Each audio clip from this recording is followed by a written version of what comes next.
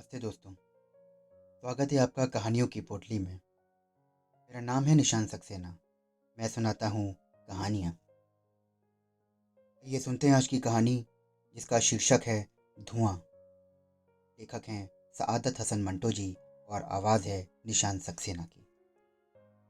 ये कहानी मंटो जी की विवादित कहानियों में से एक है। तो आइए शुरू करते हैं।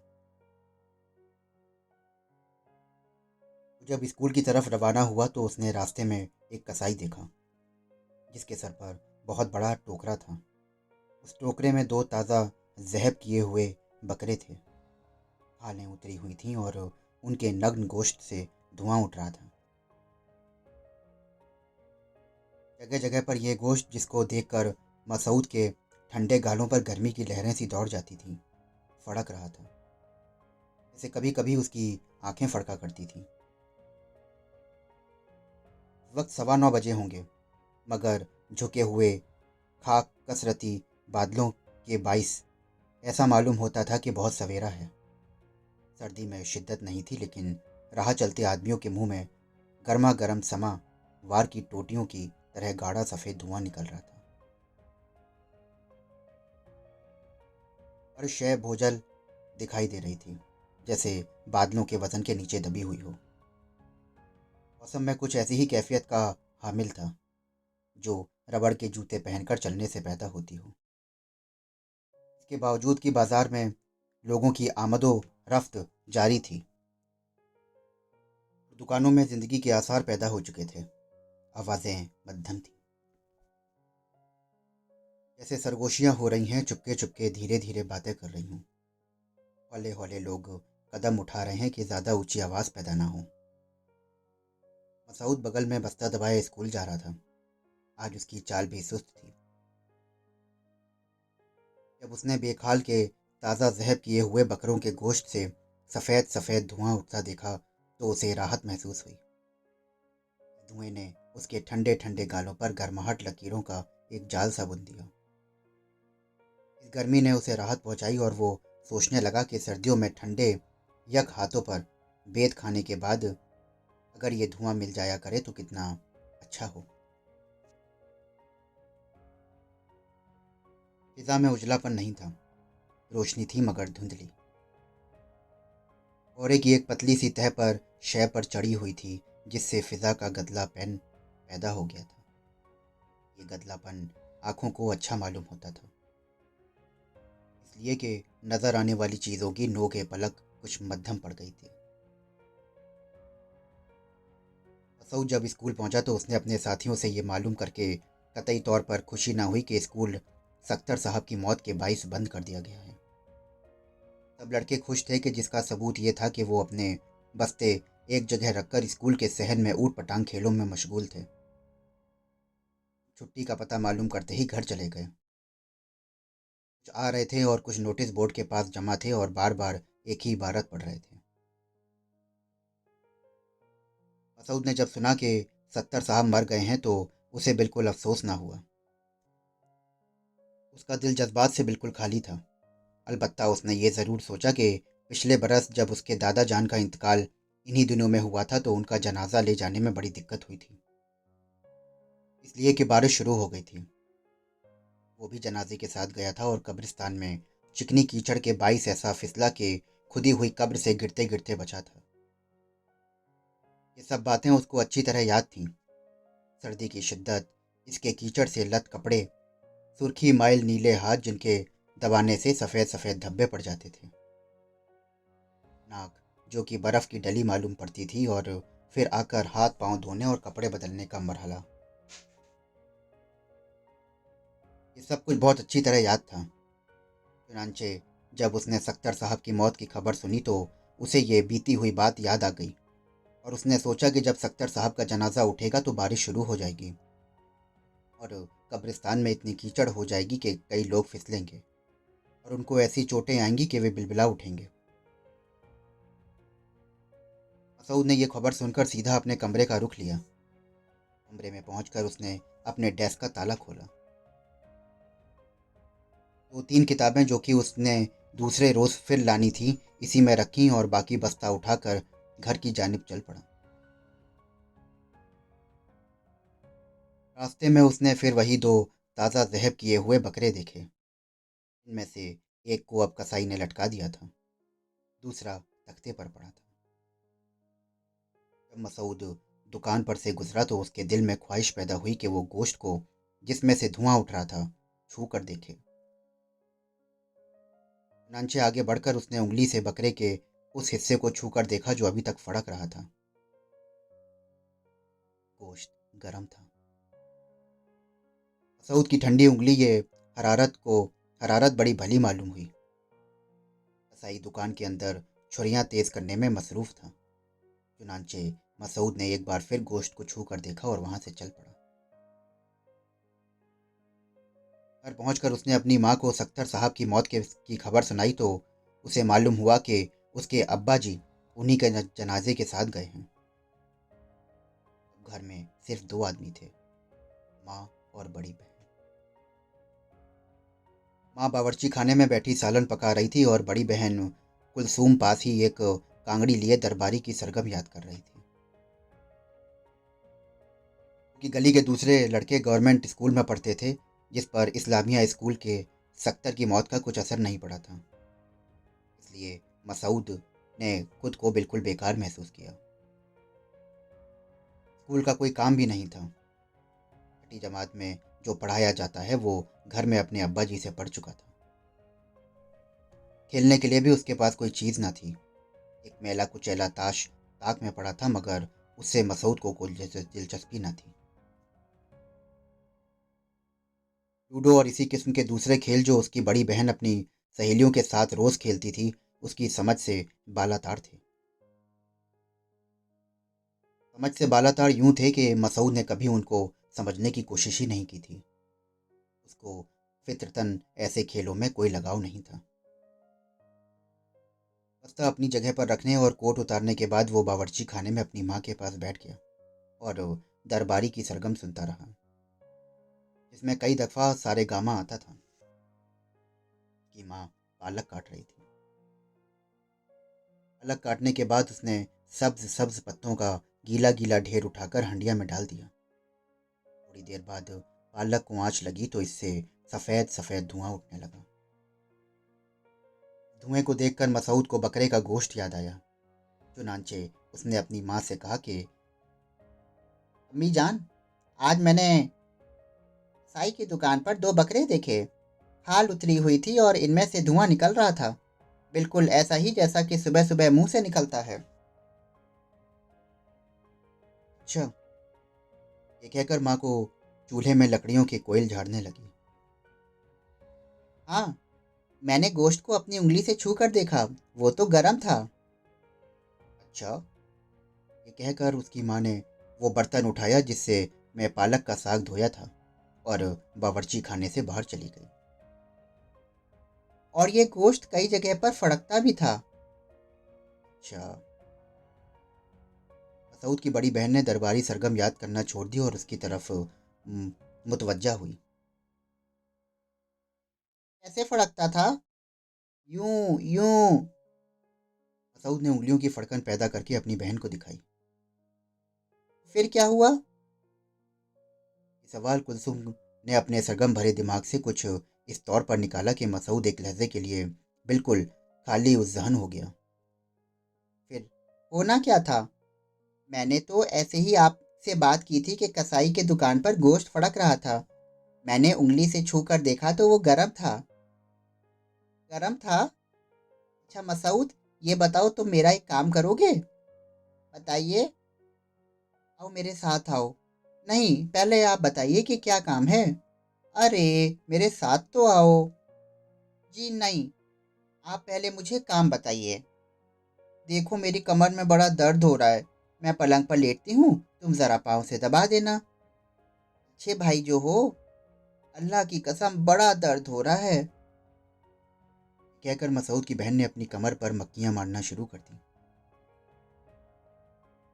ये आपकी कमर को क्या हो जाता है? जब देखो दर्द हो रहा है, और फिर आप दबाती भी मुझी से हैं। क्यों नहीं अपनी सहेलियों से कहती? मसूद उठ खड़ा हुआ। चलिए, लेकिन ये आपसे कहे देता हूँ कि 10 मिनट से ज़्यादा मैं बिल्कुल नहीं दबाऊंगा। शाबाश। उसकी बहन खड़ी हुई और सरगमों की कॉपी सामने ताक में रख उस कमरे की तरफ रवाना हुई जहां वो और मसऊद दोनों सोते थे। सहन में पहुंचकर उसने अपनी दुखती हुई कमर सीधी की और ऊपर आसमान की तरफ देखा। पटियाले बादल झुके हुए थे। मसऊद, आज बारिश जरूर होगी, कहकर मसऊद की तरफ देखा, मगर वो अंदर अपनी चारपाई पर लेटा था। जब कुलसुम अपने पलंग पर औंधे मुंह लेट गई तो मसऊद ने उठकर घड़ी में वक्त देखा।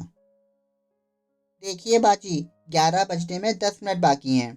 मैं पूरे 11 बजे तक ही आपकी कमर दबाना छोड़ दूंगा। अच्छा ठीक है, लेकिन तुम खुदा के लिए ज्यादा नखरे ना बघारो अब। इधर आओ पलंग पर और जल्दी आके मेरी कमर दबाओ, वरना याद रखो, ऐसे जोर से कान ऐठूंगी ना। कुसुम ने मसऊद को डांट पिलाई।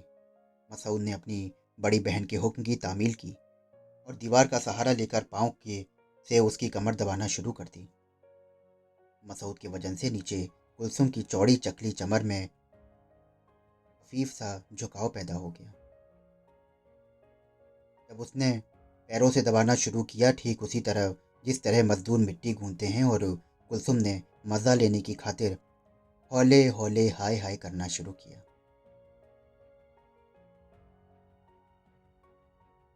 कुलसुम के कूल्हों पर गोश्त ज्यादा था। जब मसऊद का पांव उस हिस्से पर पड़ा तो उसे ऐसा महसूस हुआ कि वो उस बकरे के गोश्त को दबा रहा है। उसने कसाई की दुकान में अपनी उंगली को छू कर देखा था। इस एहसास के चंद लम्हात के लिए इसके दिलो दिमाग में ऐसे ख्यालात पैदा किए जिनका कोई सर पैर ना था।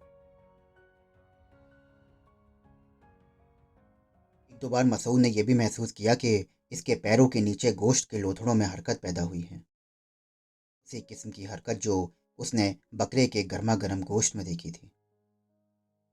उसने बड़ी बददिली से कमर दबाना शुरू की, और मगर अब उसे इस काम में लज्जत महसूस होने लगी। उसके वजन के नीचे कुलसुम हौले हौले करहा रही थी।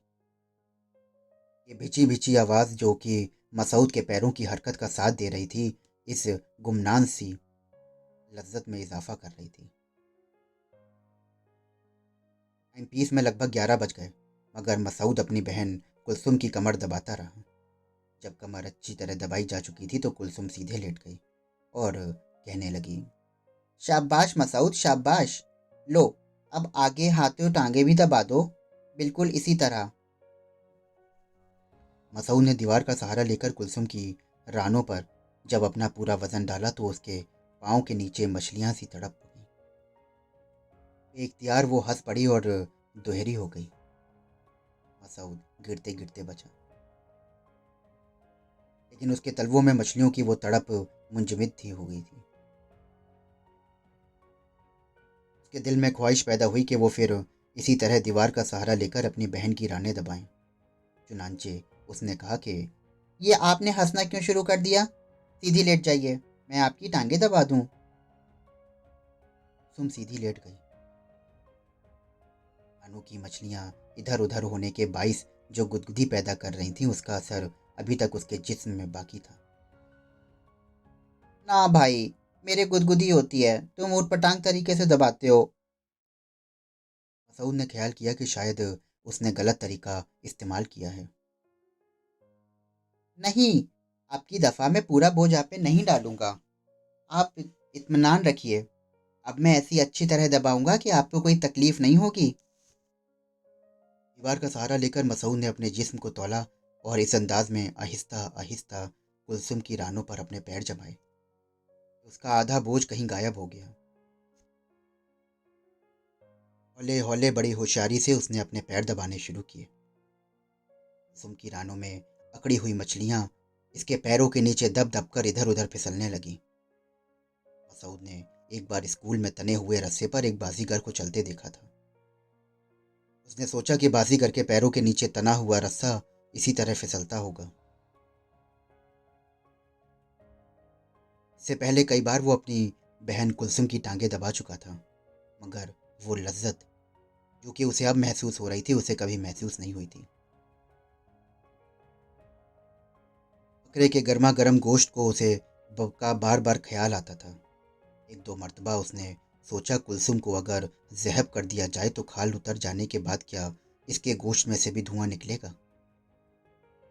लेकिन ऐसी बेहुदा बातें सोचने पर उसने अपने आप को मुजरिम महसूस किया और दिमाग को इस तरह साफ कर दिया जैसे कि वो स्लेट को इन सफत से साफ करता था। बस बस, कुलसुम थक चुकी थी। मसूद को एकदम से शरारत सूझी। वो पलंग पर गुदगुद नीचे उतरने लगा और कुलसुम की दोनों बगलों में गुदगुदी करना शुरू कर दिया। इसी के मारे वो लोटपोट हो गई। इसमें इतनी सकत नहीं थी कि वो मसूद के हाथों को परे झटक दे। लेकिन जब उसने इरादा करके उस पे लात जमानी चाही तो मसूद उछल कर जद से बाहर हो गया और चप्पल पहने अपने कमरे से निकल गया। जब वो सहन में दाखिल हुआ तो उसने देखा कि हल्की हल्की बूंदाबांदी हो रही है। बादल और भेजो खाए हैं। पानी के नन्हे नन्हे कतरे आवाज पैदा किए बगैर सहन की ईंटों से आहिस्ता आहिस्ता जज्ब हो रहे थे। मसूद का जिस्म एक दिल नवाज हरारत महसूस कर रहा था। जब हवा का ठंडा ठंडा झोंका उसके गालों के साथ मस हुआ और दो तीन नन्ही नन्ही बूंदें उसके नाक पर पड़ी तो एक झुरझुरी सी उसके बदन में लहरा उठी। सामने कोठे की दीवार पर एक कबूतर और एक कबूतरी पास पास फुलाए बैठे थे। ऐसा मालूम होता था कि दोनों दम पुख्त की हुई है, हंडिया की तरह गर्म है। गिलदाउदी और नाजबू के हरे हरे पत्ते उस पर लाल लाल गबलों में नहा रहे थे। फिजा में नींदें घुली हुई थीं और ऐसी नींदें जिनमें बेदारी ज़्यादा होती है और इंसान के इर्द गिर्द नरम नरम ख्वाब यूं लिपट जाते हैं जैसे ऊनी कपड़े। मसूद ऐसी बातें सोचने लगा जिनका मतलब उसकी समझ में नहीं आता था। वो इन बातों को छू कर देख सकता था मगर इनका मतलब उसकी गिरफ्तार से बाहर था। फिर भी एक गुमनाम सा मज़ा इस सोच के विचार से उसे आ रहा था। बारिश में कुछ देर खड़े रहने के बाइस जब मसूद के हाथ बिल्कुल यक हो गए और दबाने से उन पर सफ़ेद सफ़ेद धब्बे पड़ने लगे तो उसने मुट्ठियां कस लीं और उनको मुंह की भाप से गर्म करना शुरू कर दिया। हाथों को इस अमल में कुछ गर्मी तो पहुंची मगर वो नम आलूद हो गए। चुनांचे आग तापने के लिए वो बावर्ची खाना में चला गया। खाना तैयार था। अभी उसने पहला लुकमा ही उठाया था कि उसका बाप कब्रिस्तान से वापस आ गया। बाप बेटे में कोई बात ना हुई। मसूद की माँ उठकर फौरन दूसरे कमरे में चली गई और वहां देर तक अपने खाविंद के साथ बातें करती रही। खाने के साथ से फारिग होकर मसूद बैठक में चला गया और खिड़की खोलकर फर्श पर लेट गया।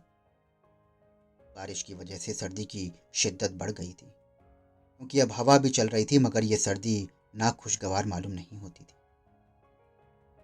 तालाब के पानी की तरह ये ऊपर ठंडी और अंदर गर्म थी।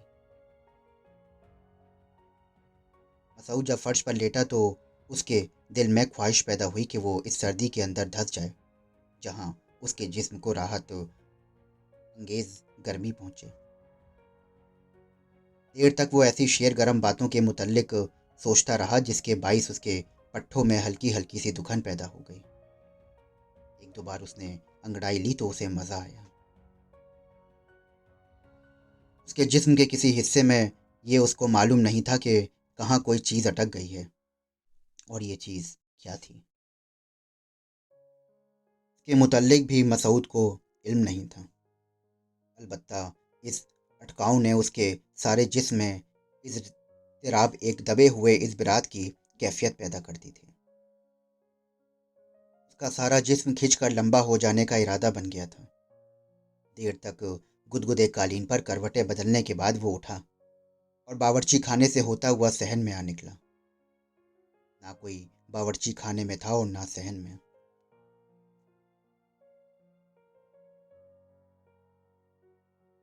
इधर उधर देखने के बाद में उसने अपनी हॉकी और गेंद निकाली और सहन में खेलना शुरू कर दिया।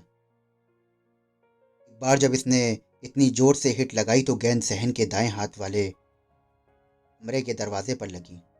अंदर से मसूद के बाप की आवाज़ आई। कौन? जी मैं मसूद हूँ। क्या कर रहे हो? जी खेल रहा हूँ। ठीक है, खेलो। फिर थोड़े से वक़्फ़ के बाद उसके बाप ने कहा, तुम्हारी माँ मेरा सर दबा रही है, ज़्यादा शोर ना मचाना। सुनकर मसूद ने गेंद वहीं पड़ी रहने दी और हॉकी हाथ में लिए सामने वाले कमरे का रुख किया। उसका दरवाज़ा बंद था। दूसरा नीम व मसूद को एक शरारत सूझी। वो दबे पांव से नीम व दरवाजे की तरफ बढ़ा और धमाके के साथ दोनों पट खोल दिए। दो चीखें बुलंद हुईं। कुलसुम और उसकी सहेली बिमला, जो आसपास लेटी थीं, खौफजदा हो झट से लिहाफ में घुस गईं।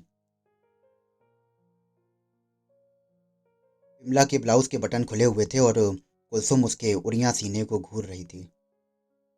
मसूद कुछ समझ ना सका। उसके दिमाग में धुआं सा छा गया।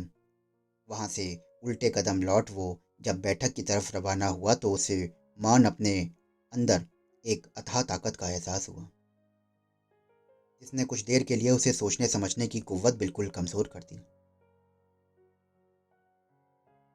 बैठक में खिड़की के पास बैठकर जब मसूद ने हॉकी का को दोनों हाथों से पकड़कर घुटने पर रखा तो ये सोचा कि हल्का सा दबाव डालने पर हॉकी में खम पैदा हो जाएगा और ज़्यादा जोर लगाने पर हैंडल चटाक से टूट जाएगा। उसने घुटने पर हॉकी के हैंडल में खम तो पैदा कर लिया, मगर ज़्यादा से ज़्यादा जोर लगाने पर भी वो टूट ना सका। देर तक वो हॉकी के साथ कुश्ती लड़ता रहा। जब वो थक कर हार गया तो झुंझलाकर इसने हॉकी परे फेंक दी। दोस्तों, अभी आप सुन रहे थे सआदत हसन मंटू जी की कहानी धुआं। आशा करता हूँ कि आपको ये कहानी बहुत पसंद आई होगी। अगर आप ऐसी ही कहानियाँ सुनना चाहते हैं तो हमारे साथ जुड़े रहें। हमसे जुड़ने के लिए हमारे चैनल को फॉलो करिए, सब्सक्राइब करिए और आपको ये कहानियाँ कैसी लग रही हैं हमें ज़रूर बताएं। डिस्क्रिप्शन बॉक्स में हमारा इंस्टा आईडी और मेल आईडी दिया हुआ है। मैं फिर मिलता हूँ आपसे एक नई कहानी के साथ। शुक्रिया।